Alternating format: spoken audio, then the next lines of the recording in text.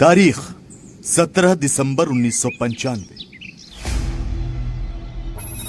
वक्त रात के करीब 11 बजे। जगह पुरुलिया, पश्चिम बंगाल। यह 17 और 18 दिसंबर की दरमियानी रात थी, जब पश्चिम बंगाल के पुरुलिया के पास सामाजिक आध्यात्मिक संगठन आनंद मार्ग के एक मठ में कुछ भक्त अभी भी भजन में डूबे हुए थे। ये जनाब फूल की खेती करके 1 एकड़ में 1 साल के 30 लाख तक कमा रहे हैं। आपको भी ये करना है तो फ्रीडम ऐप को अब भी डाउनलोड कीजिए।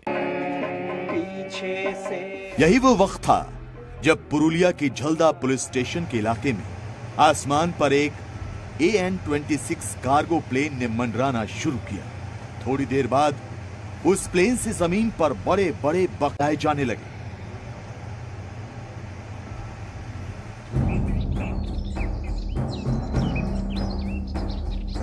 कुछ ही घंटों बाद सुबह का सूरज निकला। इसके साथ ही पुरुलिया के झलदा, खटांगा, बेलामू और मरामू गांवों में हालात हंगामा खेज हो गए। स्थानीय निवासियों में लावारिस पड़े इन अत्याधुनिक हथियारों को लूटने की होड़ मच गई। ये कोई मामूली घटना नहीं थी। रात के अंधेरे में रडार की नजर में आए भी एक प्लेन इतनी बड़ी तादाद में हथियार गिराकर गायब हो गया कि उससे एक छोटी सेना खड़ी की जा सकती थी। हथियारों का इतना बड़ा जखीरा देखकर पुलिस भी हैरान थी। जो मुख्य हथियार हैं जैसे कि AK-56 राइफल, वो 190, 9mm पिस्टल 7 और AK-56 राइफल के एम्यूनिशन अभी तक 15,000 मिले हैं। Rocket launcher 8, anti-tank grenade 70, hand grenade 39, AK-56 rifle का मैगजीन 820 और पिस्टल का एम्यूनिशन लगभग 2,500। इसके अलावा और भी छोटे छोटे सामान मिले हैं और 3 पैराशूट मिले हैं, जो पैराशूट काफी बड़े हैं और लगता है कि वो पैराशूट एम्यूनिशन ये कार्गो ड्रॉपिंग का पैराशूट है, मतलब सामान गिराने का पैराशूट है। पुरुलिया में हथियार गिराए जाने की खबर जंगल में आग की तरह फैल गई। जी न्यूज ने देश में उस वक्त की इस सबसे सनसनीखेज खबर की बड़ी कवरेज की। ये तस्वीरें उसी वक्त की हैं। आसमान से गिराए गए हथियार कहां से आए और किसने गिराए, उनका मकसद क्या था? इन सवालों के जवाब हर कोई जानना चाहता था। तभी देश में एक बार फिर सनसनी मच गई। तारीख 21 दिसंबर 1995। जगह चेन्नई से मुंबई का एयर रूट। दरअसल थाईलैंड से चेन्नई की तरफ आ रहे एक AN-26 विमान को नीचे उतारने के लिए वायुसेना के MiG-21 विमान हवा में थे। पुरुलिया कांड के बाद एजेंसियां ऐसे हर विमान पर नजर रख रही थीं जिस पर हथियार गिराए जाने का शक था। एयरफोर्स तक ये जानकारी पहुंच चुकी थी कि directorate general of civil aviation ने थाईलैंड के फुकेट से पाकिस्तान के कराची तक जाने के लिए एक AN-26 विमान को क्लियरेंस दिया है। विमान को कोलकाता के जरिए जाना था, लेकिन उसने रास्ता बदलकर चेन्नई का रुख किया, वहां ईंधन भरवाया, फिर उसने मुंबई की तरफ बढ़ना शुरू कर दिया। इस बीच पुरुलिया कांड से आलोचना का सामना कर रही एयरफोर्स के MiG-21 विमानों ने उसे घेर लिया। MiG-21 विमानों ने AN-26 कार्गो प्लेन को मुंबई के सहार एयरपोर्ट पर उतरने के लिए मजबूर कर दिया। एयरपोर्ट पर उतरते ही इसके सभी क्रू मेंबर्स को इमिग्रेशन डिपार्टमेंट ने हिरासत में ले लिया।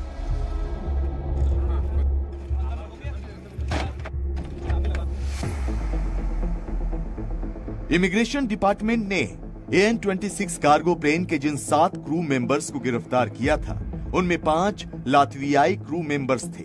इनके अलावा एक ब्रिटिश नागरिक पीटर ब्लीच था और एक भारतीय नागरिक विनोय कुमार सिंह भी था। हालांकि पुरुलिया में गिराए गए हथियारों का रहस्य तब और गहरा गया जब विमान पर सवार 8वां शख्स सबकी आंखों में धूल झोंककर एयरपोर्ट से फरार हो गया। यह शख्स था डेनमार्क का नागरिक किम पीटर डेवी। किम डेवी क्यों भाग गया, यह तब साफ हुआ जब गिरफ्तार क्रू मेंबर से पूछताछ हुई। पूछताछ में क्रू मेंबर्स ने मान लिया कि पुरुलिया में हथियार उन्होंने ही गिराए थे। पूछताछ में पता चला कि घटना से पहले AN-26 विमान ने पाकिस्तान के कराची से भारत की सीमा में प्रवेश किया था। वाराणसी में इसमें ईंधन भरा गया।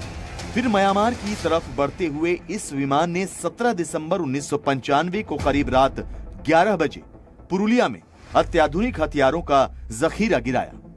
हथियार गिराने के बाद यह विमान म्यांमार के अपने तय रूट पर जाने के बजाय थाईलैंड की तरफ चला गया। विमान की गतिविधि और मुंबई एयरपोर्ट से किम डेवी की फरारी से यह मामला और भी ज्यादा रहस्यमय हो गया। जांच जैसे जैसे आगे बढ़ी, यह भी साफ होता गया कि लातवियाई क्रू मेंबर्स को इस ऑपरेशन के बारे में खास जानकारी नहीं थी। असली मास्टरमाइंड किम डेवी और पीटर ब्लिच थे। लिहाजा इस मामले में कई तरह के सवाल उठने लगे।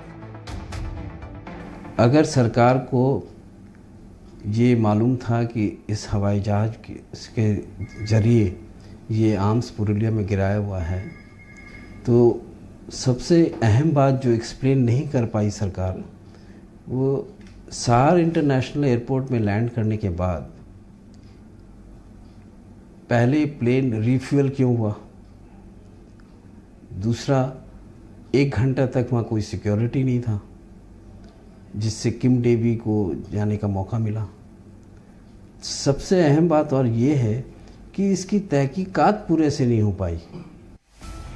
पुरुलिया कांड इतना रहस्यमय था कि चारों तरफ सवाल ही सवाल खड़े थे। सबसे बड़ा सवाल यह था कि पाकिस्तान से आ रहा कोई प्लेन भारतीय सीमा में रडार पर डिटेक्ट हुए बिना हथियारों का इतना बड़ा जखीरा कैसे गिरा सकता है।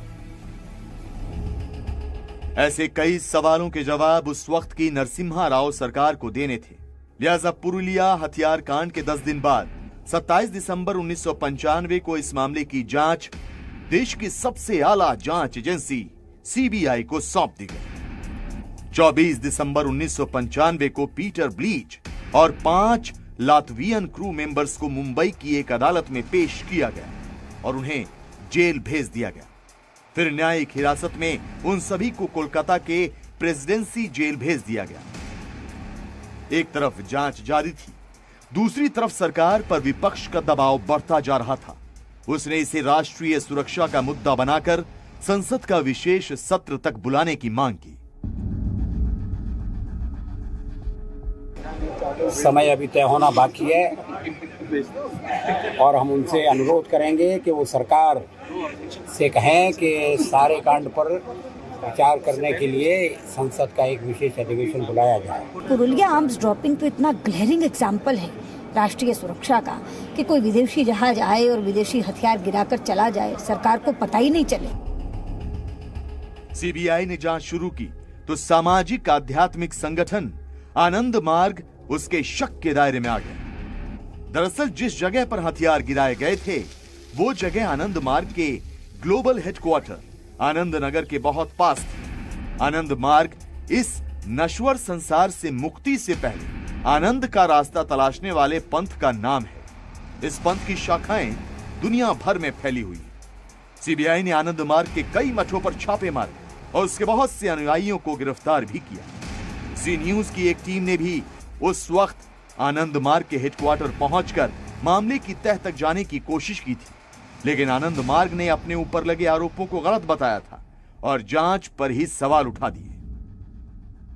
किम डेवी का नाम बार बार ये लोग CBI वाला लेते हैं।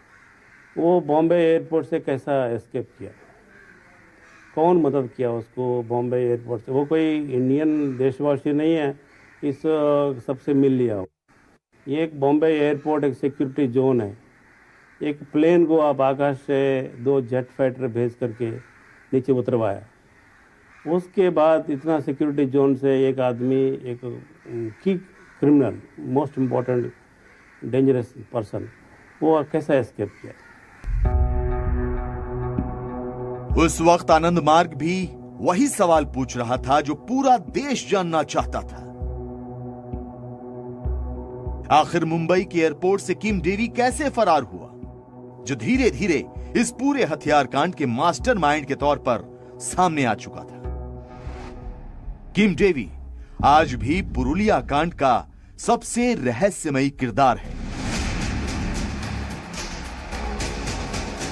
किम डेवी 6 भाषाएं बोल सकता है, जिनमें बंगाली और हिंदी तो वो बहुत सफाई से बोलता है। मुंबई से फरार होने के कई साल बाद किम डेवी के बारे में पता चला कि वो अपने देश डेनमार्क पहुंच गया था। उसने मीडिया को एक इंटरव्यू भी दिया। उसका दावा था कि उसे भगाने में बिहार के एक तत्कालीन सांसद ने मदद की।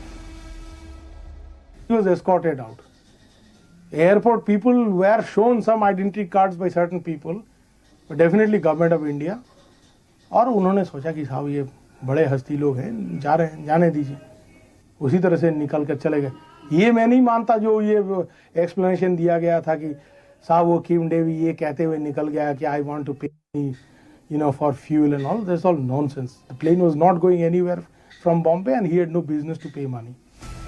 ये मामला तब और भी ज्यादा रहस्यमय हो गया जब ब्रिटिश इंटेलिजेंस MI6 ने दावा किया कि उसने पहले से भारत सरकार को ये जानकारी दे दी थी कि भारत में कहीं हथियार गिराए जा सकते हैं। भारतीय खुफिया एजेंसी रॉ ने पश्चिम बंगाल को इसकी जानकारी एक साधारण पोस्ट से दी, जो राज्य सरकार को घटना के 3 दिन बाद मिली।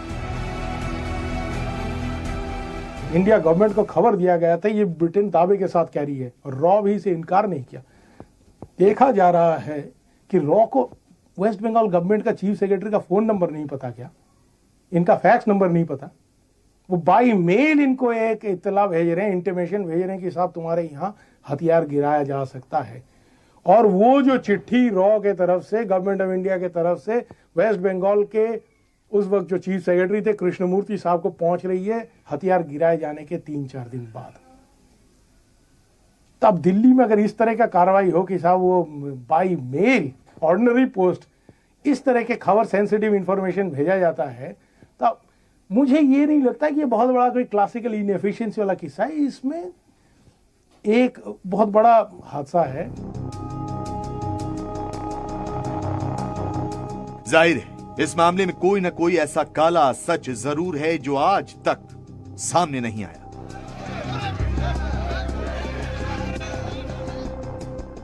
मीडिया को दिए किम डेवी के एक इंटरव्यू पर भरोसा करें तो पुरुलिया में हथियार गिराने की साजिश में भारत सरकार मिली हुई थी। डेवी ने आरोप लगाया कि भारत सरकार चाहती थी कि इन हथियारों से आनंद मार्ग के लोग पश्चिम बंगाल की कम्युनिस्ट राज्य सरकार के खिलाफ विद्रोह छेड़ दें। इसमें गवर्नमेंट ऑफ इंडिया का एजेंसीज है ना, they are working at cross purposes. IB कुछ कहती है, रॉ कुछ कहती है और सीबीआई कुछ कहती है। इसलिए गवर्नमेंट ऑफ इंडिया ही इसको ये भेद को ये रहस्य को बता सकता है कौन किस पर्पस के लिए हथियार आया। नेशनल का एक सिक्योरिटी कॉम्प्रोमाइज हुआ है।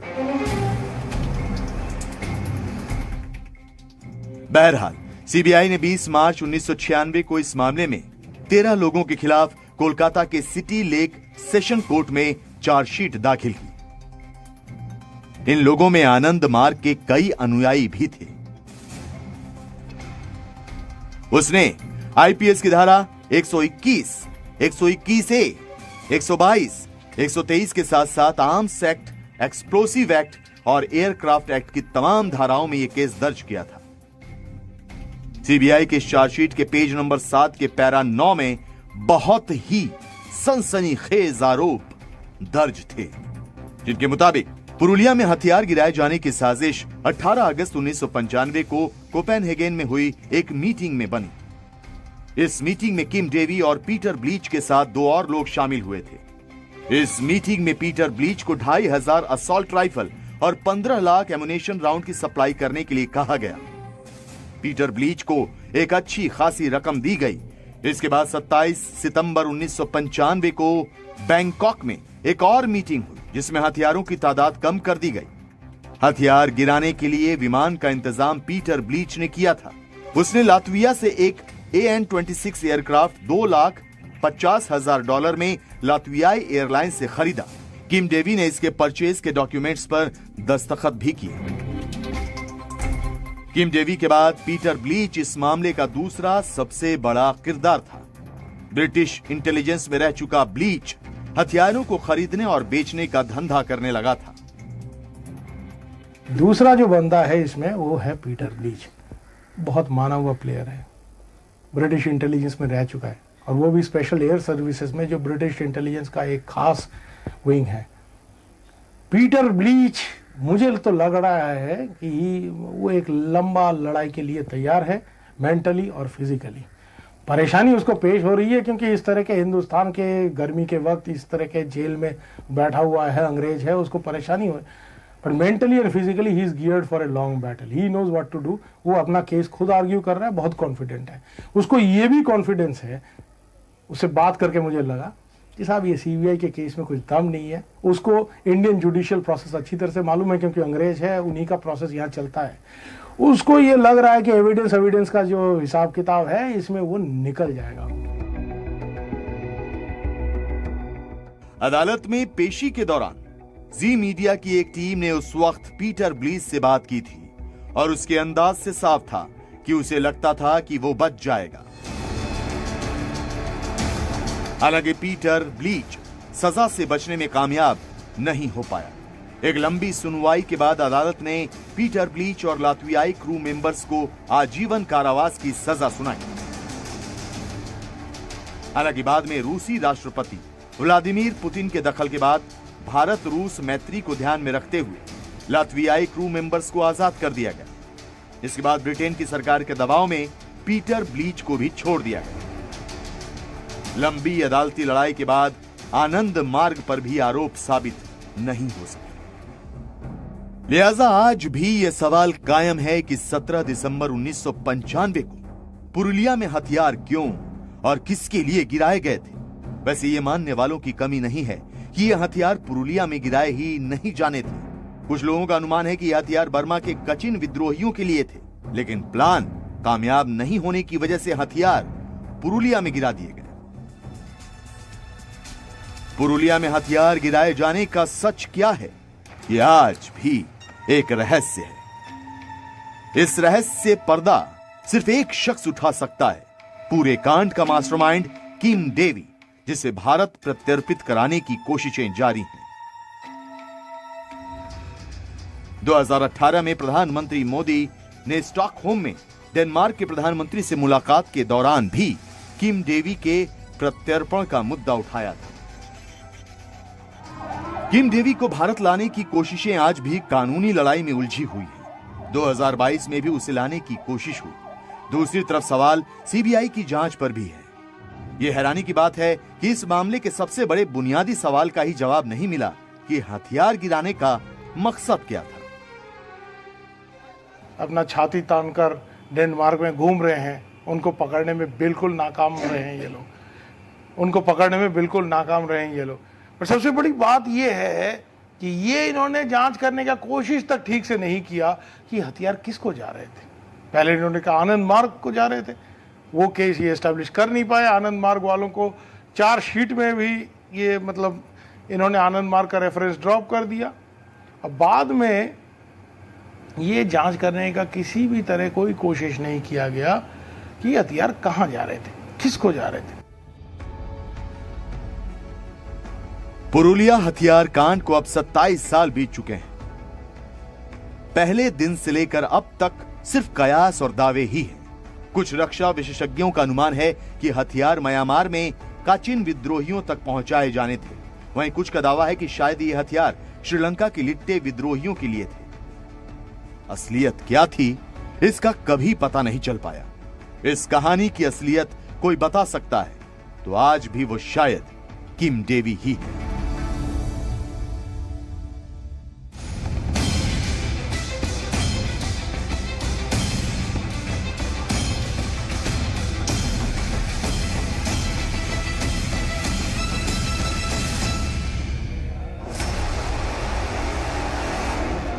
ये जनाब फूल की खेती करके 1 एकड़ में 1 साल के 30 लाख तक कमा रहे हैं। आपको भी ये करना है तो फ्रीडम ऐप को अब भी डाउनलोड कीजिए।